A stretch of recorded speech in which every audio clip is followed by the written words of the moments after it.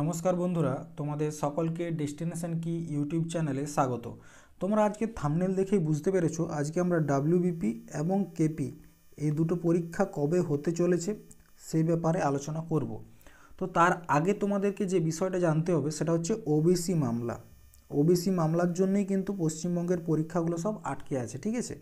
OBC মামলা কি দেখো, কিছুদিন আগে হাইকোর্ট, কলকাতা হাইকোর্ট কয়েক লক্ষ ওবিসি সার্টিফিকেটকে ক্যান্সেল করে। তার কারণটা কি, সেখানে দেখানো হয়েছিল যে সেখানে যেটা পাওয়া গিয়েছিল যে পশ্চিমবঙ্গের প্রায় ৭৭টা সাব কমিউনিটি, তার মধ্যে ৭৫টা সাব কমিউনিটিকে কী করা হয়েছে, ওবিসির সার্টিফিকেট দেওয়া হয়েছে এবং ওবিসি সার্টিফিকেট দেওয়া হয়েছে, ঠিক আছে। এবং এখানে লক্ষ্য করে আরও একটা জিনিস দেখা গেছে যে এগুলোর বেশিরভাগ মানুষই হচ্ছে কি একটা ধর্ম থেকে বিলং করে, সেটা হচ্ছে মুসলিম। এরপর দেখো, এটা একটা এই যে রিজার্ভেশন দেওয়া, এটা কিন্তু একটা ভোট ব্যাংকের ট্যাকটিক্স, ঠিক আছে। ভোট ব্যাংক এরকমভাবে একটা ধর্মের মানুষের কাছ থেকে কিছু ভোট আদায় করে নেওয়া যায়। তো এখানে পার্টি পলিটিক্সের ব্যাপার তো রয়েছে। তো রিসেন্টলি এটার বিষয়ে যে হেয়ারিং হয়েছে সুপ্রিম কোর্টে, তো রিজার্ভেশন বলেছে যে can't be on the basis of religion, ধর্মের নামে কোনো রিজার্ভেশন হবে না, ঠিক আছে। এটা সুপ্রিম কোর্ট বলেছে। তো সুপ্রিম কোর্টের যে হিয়ারিংয়ে এখনও কোনো রকম ফয়সলা হয়নি। তো আগামী 7ই জানুয়ারি আরও একটা হিয়ারিং রয়েছে, ঠিক আছে।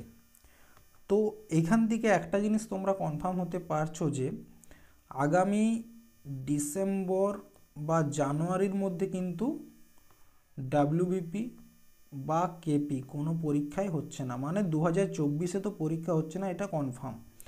যদি 7ই জানুয়ারি সব মামলাটা মিটে যায় তাহলে সেক্ষেত্রে তোমরা ধরতে পারো জানুয়ারির লাস্ট উইক, ঠিক আছে, লাস্ট উইক বা ফেব্রুয়ারির মধ্যেই, জানুয়ারি টু ফেব্রুয়ারির মধ্যে কিন্তু এক্সাম হবেই, ঠিক আছে। তোমরা জানুয়ারি এবং ফেব্রুয়ারি এই দুটো জানুয়ারি লাস্ট উইক এবং ফেব্রুয়ারি মাসটা এই কয়েকটা এই সময় বা এই রেঞ্জের সময়টা তোমরা ধরে পড়াশোনা করতে পারো। তো এরপর দেখো, একটা জিনিস তোমাদেরকে বলার আছে, ডাব্লিউবিপির ফর্ম ফিল আপ কতদিন আগে হয়েছে, কেপির ফর্ম ফিল আপ কতদিন আগে হয়েছে, কিন্তু পরীক্ষা এখনও হচ্ছে না। এখানে যেটা রয়েছে সেটা হচ্ছে স্টেটের ইগো, ঠিক আছে। পশ্চিমবঙ্গের ইগো রয়ে গেছে, কারণ এতগুলো যে সার্টিফিকেট ক্যান্সেল হয়েছে সেখানে তো একটা ইগোর ব্যাপার তো রয়েছে না। তো এরকম যদি চলতে থাকে সেক্ষেত্রে প্রিপারেশান না, পড়ে যাচ্ছি একটা কনফিডেন্স তো লো হয়ে যায় না। তো সেক্ষেত্রে তোমরা কি করতে পারো, এখন তোমরা বলবে, অনেকেই বলছে যে এসএসসির প্রিপারেশান করো, আবার অনেকে বলছে স্যার এসএসসি সিজিএলএ স্ক্যাম, ঠিক আছে, এমটিএস স্ক্যাম, সিএইচএসএলএ স্ক্যাম। তাহলে এখানেও স্ক্যাম চলে এসছে পশ্চিমবঙ্গের মতো কেন্দ্র সরকারের পরীক্ষা। তোমরা যদি রেল যাও সেখানেও, বিপিএসসিতে দেখলে নর্মালাইজেশনের জন্য কীরকম আন্দোলন, তাহলে তোমরা করবে কি? দেখো, তোমরা যে পরীক্ষাকেই টার্গেট করো সেখানে কিছু না কিছু খামতি থাকবেই, ঠিক আছে। কিন্তু এসএসসি হচ্ছে একটা এমন জায়গা যেখানে তুমি রেগুলার বেসিসে, ঠিক আছে, রেগুলার বেসিসে পরীক্ষা হবে এবং ভ্যাকেন্সিও বেরোয়, যেটা স্টেটের ক্ষেত্রে হয় না। কিন্তু এখানে কম্পিটিশান খুব হাই।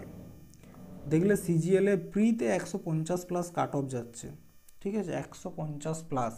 তো সেক্ষেত্রে যদি তোমরা এসএসসির দিকে নজর দাও সেখানে পড়াশোনাটা আরও আরও কী বলবো, ভালোভাবে করতে হবে, কন্টিনিউটি রাখতে হবে, ঠিক আছে, কনসিস্টেন্ট হতে হবে, তবেই কিন্তু এসএসসি লাগানো সম্ভব।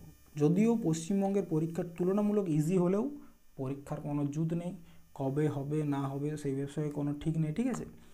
তো আপাতত তোমরা যে ডেটটা ধরে চলতে পারো সেটা হচ্ছে জানুয়ারির লাস্ট উইক বা ফেব্রুয়ারি, এই সময়টার মধ্যেই কিন্তু পরীক্ষা হবে ডাব্লিউপি কেপি, ঠিক আছে। তো দেখো এরপর নেক্সট কি আপডেট আসে, 7ই জানুয়ারি কি হয়।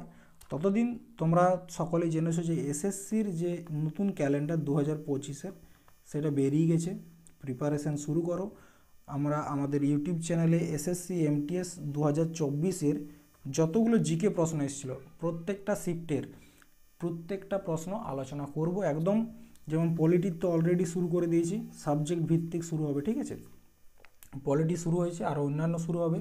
এবং তোমরা যারা এসএসসির প্রিপারেশন করতে চাও একদম মন দিয়ে, যে আমরা এসএসসি প্রিপারেশন করতে চাই, তো তাদের জন্য বলছি জিকে কমপ্লিট জিকে ফ্রিতে ইউটিউবে করানো হবে, সেটার দায়িত্ব আমার।